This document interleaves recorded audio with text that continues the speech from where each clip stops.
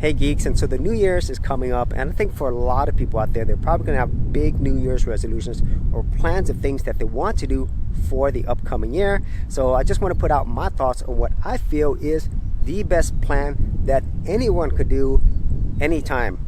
And so what is this plan? Well, quite simply, it is being grateful.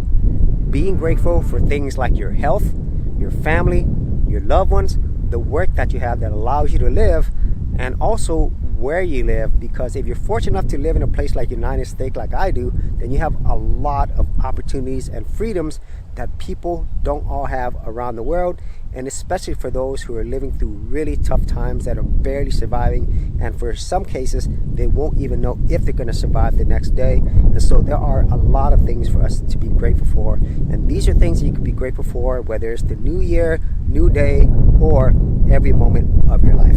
So be grateful, and I'll see you in the next year. Hey geeks, if you are a brand new creator and you simply want something easy to get you started, well, I got something for you with my Creator Starter Kit. This is a super simple step-by-step guide that's going to take you from having no channel to developing your very first YouTube channel, along with ideas, thumbnail designs, and other creator tips, including marketing. And the best part is, all of this is free.